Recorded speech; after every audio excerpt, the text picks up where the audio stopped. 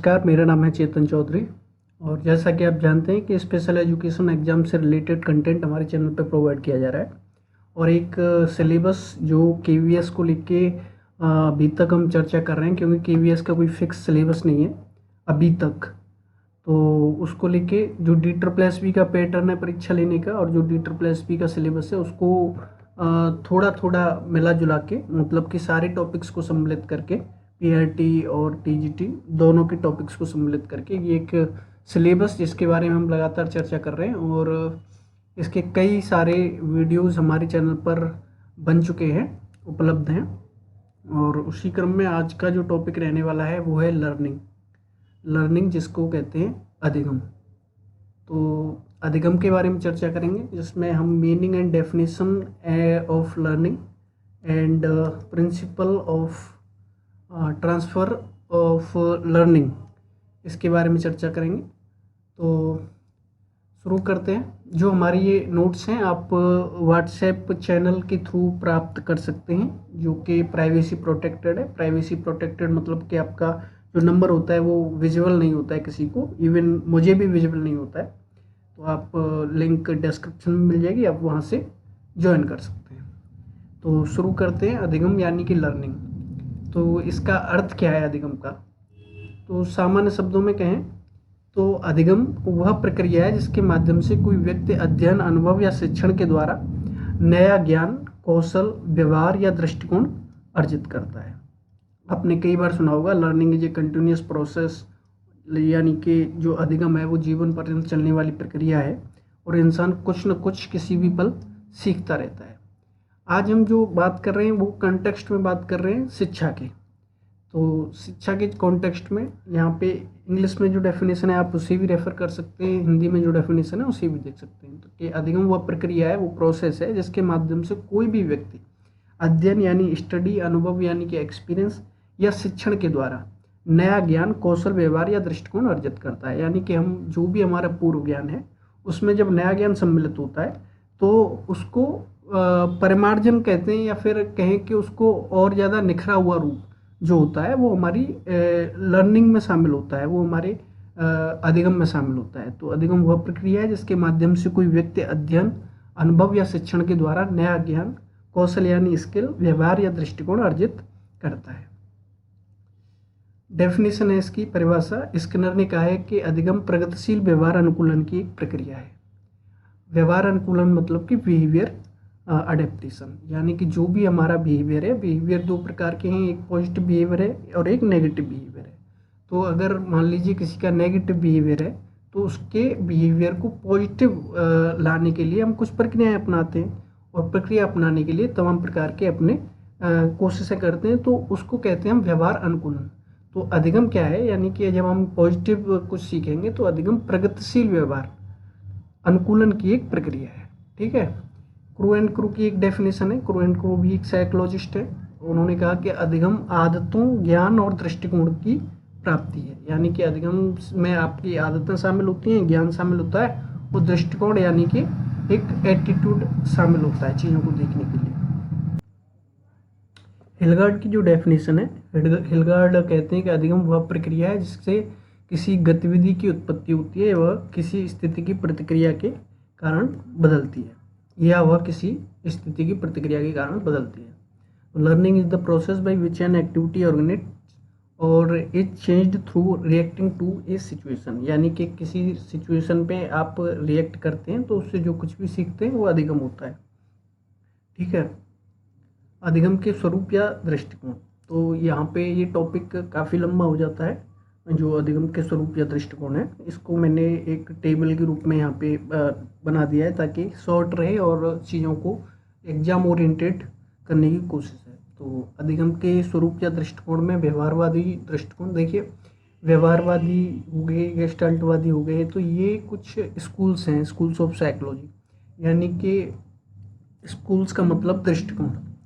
आप मेरी कुछ अपना अलग विचार हो सकता है किसी एक पर्टिकुलर टॉपिक पे और मेरे साथ कुछ लोगों का और सेम विचार हो सकता है, वहीं दूसरे कुछ साथी ऐसे हो सकते हैं जो मेरे विचार से सहमत नहीं हो सकते। तो मान लीजिए जो मेरे विचार हैं उनको लेकर एक नाम दे दिया गया कि मेरे विचार व्यवहारवादी हैं, वहीं दूसरे कुछ साथी हैं, उनके विचार मुझसे थोड़े से भिन्न हैं, तो उनको नाम दे दिया गया कि वो गेस्टाल्टवादी हैं। ऐसे इनको कहते हैं स्कूल्स ऑफ साइकोलॉजी या स्कूल्स ऑफ थॉट साइकोलॉजी में। तो ऐसे जो व्यवहारवादी विचारक हैं, उनका विचार है कि जो अधिगम है वो उद्दीपन प्रतिक्रिया, ठीक है, और उद्दीपन प्रतिक्रिया क्या होती है इसके बारे में हम अभी पढ़ेंगे, उसका प्रतिफल होता है, ठीक है। तो इसके जो व्यवहारवादी जो विचारधारा के प्रतिनिधि हैं वो हैं पावलोव, स्किनर, थॉर्नडाइक और हल। संज्ञानात्मक विचारधारा जो है वो कहती है कि जो मुख्य विचार है इसका है कि अधिगम जो है वो मानसिक प्रक्रिया से होता है, और मानसिक प्रक्रिया से समझ जो होती है, अंडरस्टैंडिंग जो होती है, वो डेवलप होती है। तो जो संज्ञानात्मक विचारधारा की जो प्रतिनिधि हैं पियाजे, ब्रूनर, टोलमैन।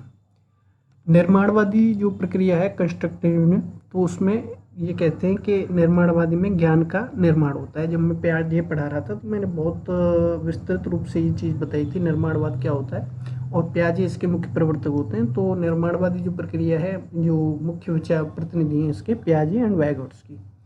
तो अधिगम के स्वरूप में मैं बात कर रहा हूँ, ठीक है। गेस्टाल्टवादी क्या होते हैं? गेस्टाल्टवादी कहते हैं, इनमें मुख्य प्रतिनिधि कोहलर, कोफ्ता और वर्धेमर हैं। ये कहते हैं कि जो अधिगम है वो अंतर्दृष्टि की प्रक्रिया है। अंतर्दृष्टि मतलब इंसाइट, यानी कि आप अंतर मन में जो भी सोचते हैं उससे अधिगम होता है, ठीक है। तो यही आपकी समग्रता की प्राप्ति है।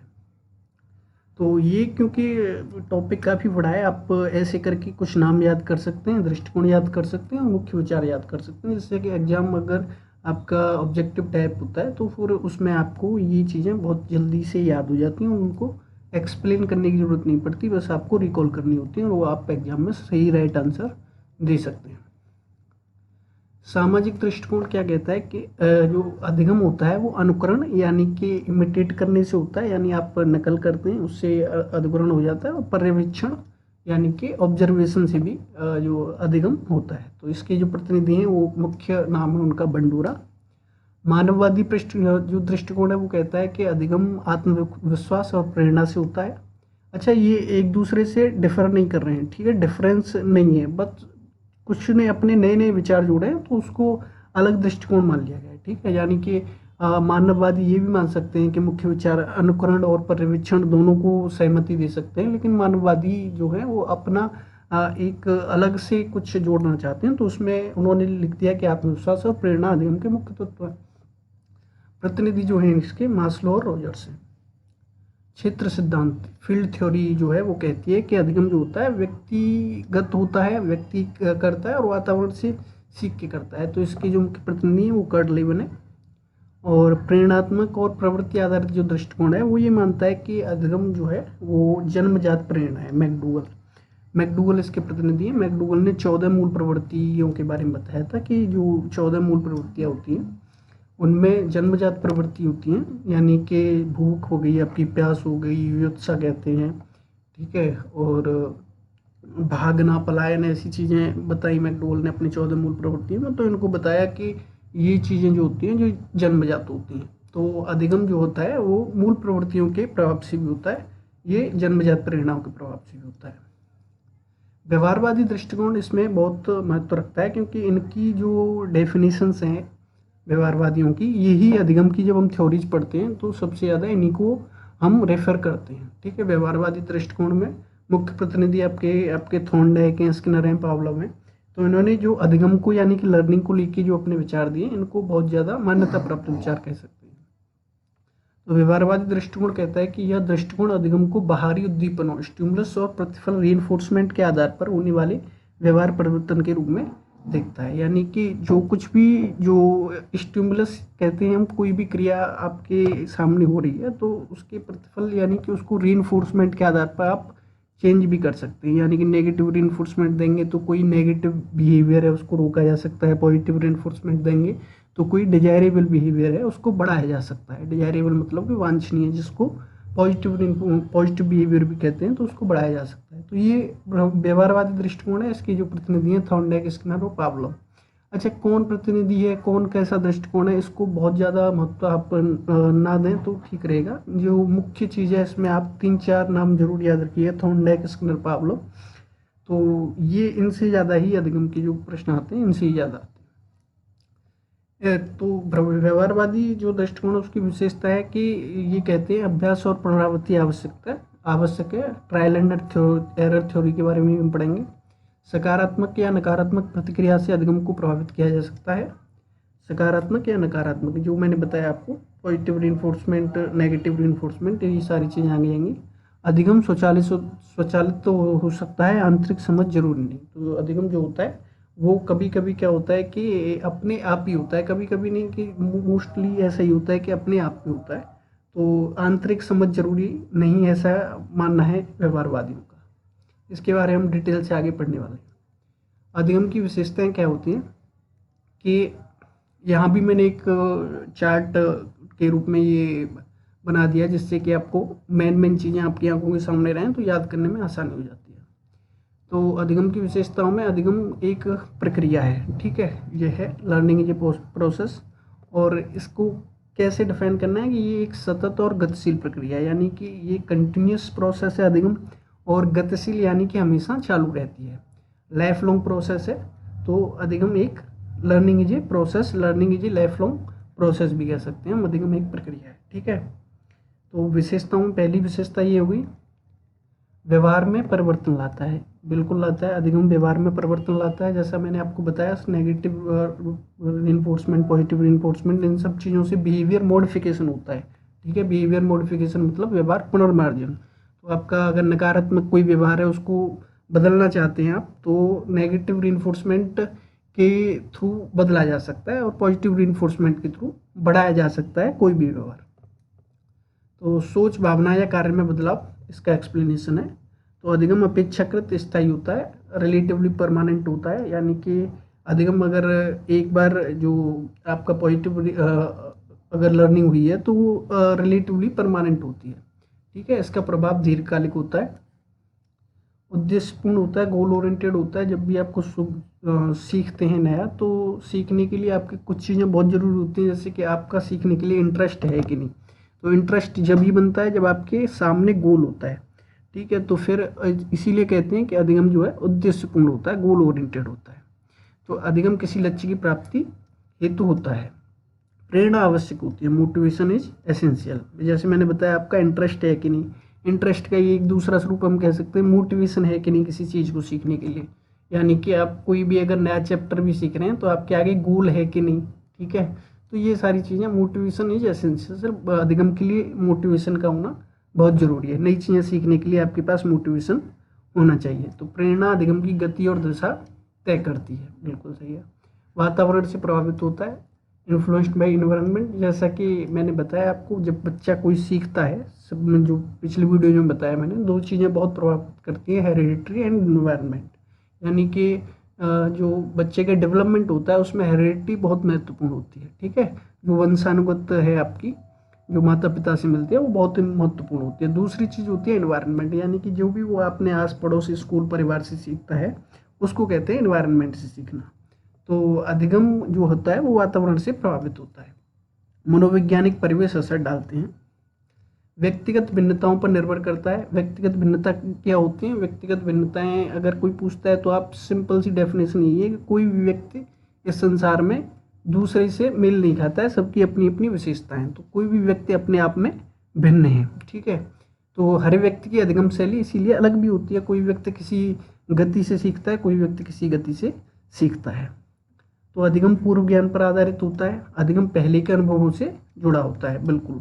जब आप पहले कुछ सीखते हैं, तो जैसे मैंने पियाजे जब पढ़ा रहा था तो स्कीमा के बारे में बताया था, तो उसमें नई चीज़ें जब जुड़ती हैं तो ये जो होता है अधिगम होता है कि पूर्व ज्ञान पे आपने जो कुछ भी सीखा उसमें मॉडिफिकेशन करते हैं, नई चीज़ें सीखते हैं। तो अधिगम पहले के अनुभवों से जुड़ा होता है। बहुआयामी होता है, मल्टी डायमेंशनल होता है, यानी कि बौद्धिक, भावनात्मक और सामाजिक विकास से संबंधित होता है। जो अनुभव, अभ्यास, अनुकरण आदि से होता है, यानी कि विभिन्न तरीकों से अधिगम संभव है।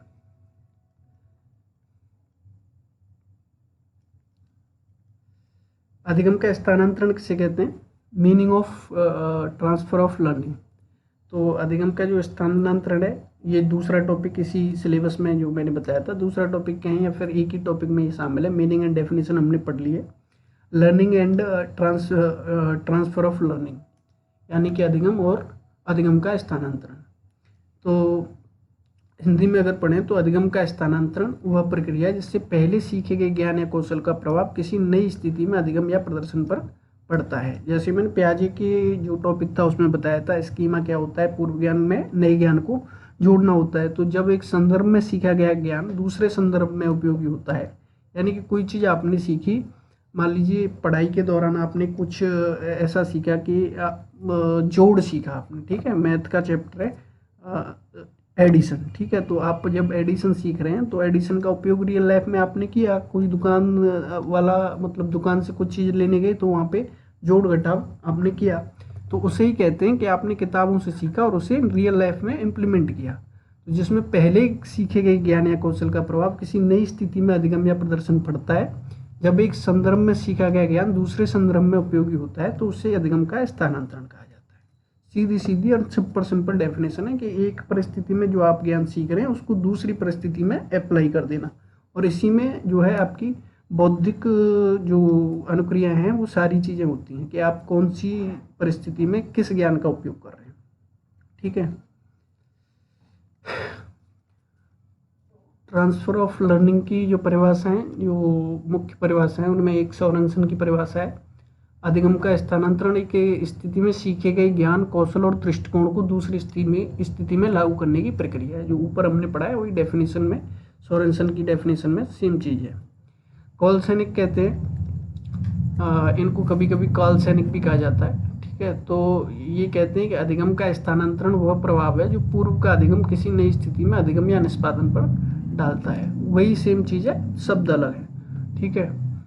अब चार्ल्स जुड जो हैं वो कहते हैं इसको कि अधिगम का स्थानांतरण का अर्थ है, यानी ट्रांसफर ऑफ लर्निंग का अर्थ है कि एक संदर्भ में सीखी गई चीज़ दूसरे स्थिति में अधिगम को या तो बेहतर बनाती है या बाधित करती है या कोई प्रभाव नहीं डालती, ठीक है। आप यहाँ से डेफिनेशन से एक नई चीज़ सीखेंगे कि एक संदर्भ में सीखी गई चीज़ दूसरी स्थिति में या तो अधिगम को बेहतर बनाती है, ठीक है, या तो पॉजिटिव करेगी आपकी लर्निंग को, या फिर बाधित करती है यानी रोक देगी, या फिर कोई प्रभाव नहीं डालेगी। तो ये चार्ल्स जुड की डेफिनेशन है, और चार्ल्स जुड की डेफिनेशन से जुड़ी हुई इसमें हम नई चीज़ें जो पढ़ने वाले हैं वो आगे बताएंगे आपको।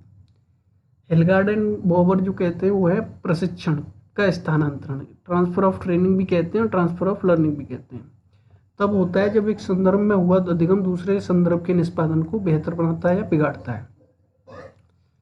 सोरेनसन और काल्सनिक दोनों ने प्रभाव, अनुप्रयोग और पूर्वानुभव के महत्व पर जोर दिया है, ठीक है, सोरेनसन और काल्सनिक ने।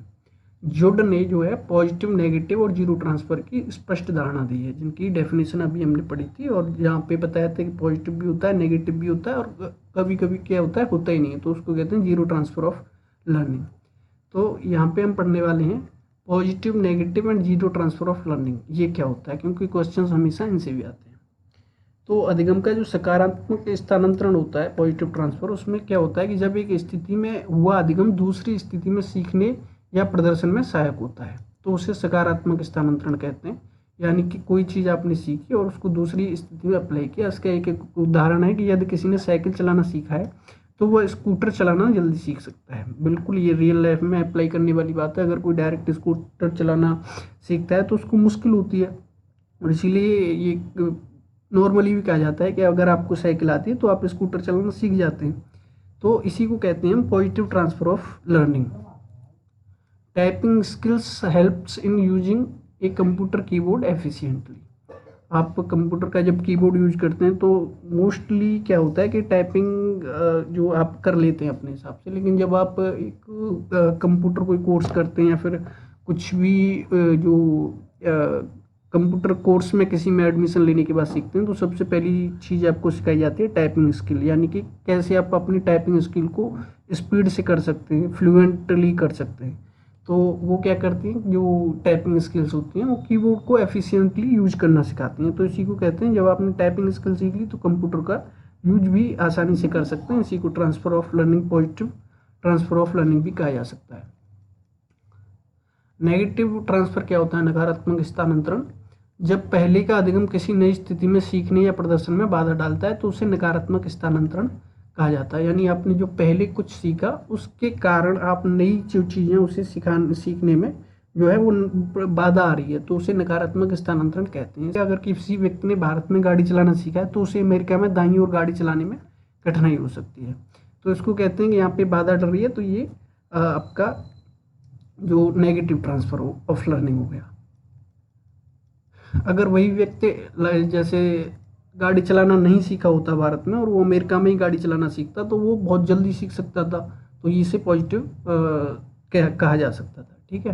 लेकिन यहाँ सीखा, फिर उसके बाद वहाँ सीखने में उसे कठिनाई हो रही है, क्यों? क्योंकि उसने पहले भारत में सीख लिया है, तो उसको नेगेटिव ट्रांसफर ऑफ लर्निंग कहा जाता है। जीरो ट्रांसफर कहते हैं जब पहले का अधिगम किसी नई स्थिति में अधिगम या प्रदर्शन पर कोई प्रभाव नहीं डालता है तो उसे शून्य स्थानांतरण कहा जाता है।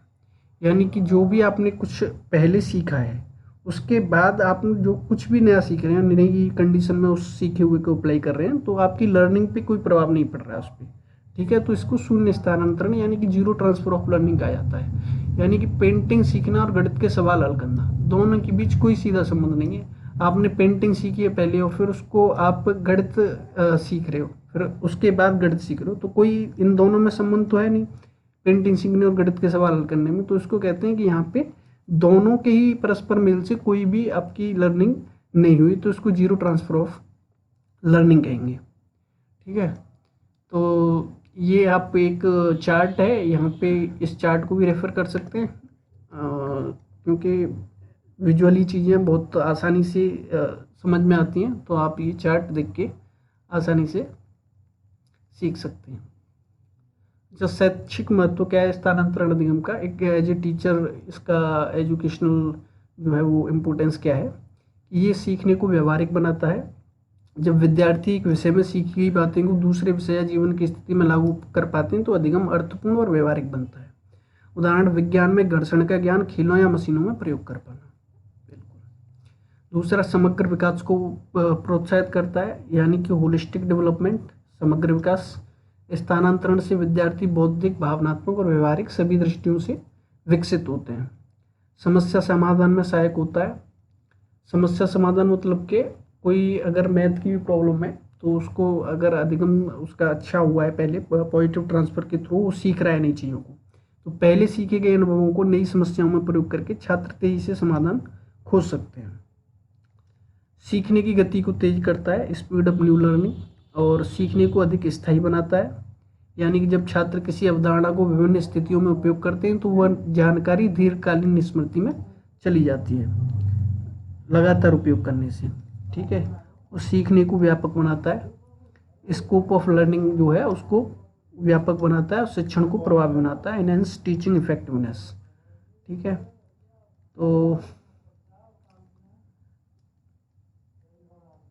छात्रों को अंतर्विषय इंटरडिसिप्लिनरी सोच सकें, कक्षा में वास्तविक जीवन उदाहरण दें, पूर्व ज्ञान को सक्रिय करें और नए पाठ से जोड़ें, सकारात्मक स्थानांतरण को प्रोत्साहित करें, नकारात्मक को पहचानें। एज ए टीचर आपको ये चीज़ें करनी चाहिए, ठीक है। तो ये आज का टॉपिक था अधिगम लर्निंग। मिलते हैं नए टॉपिक पे। नमस्कार।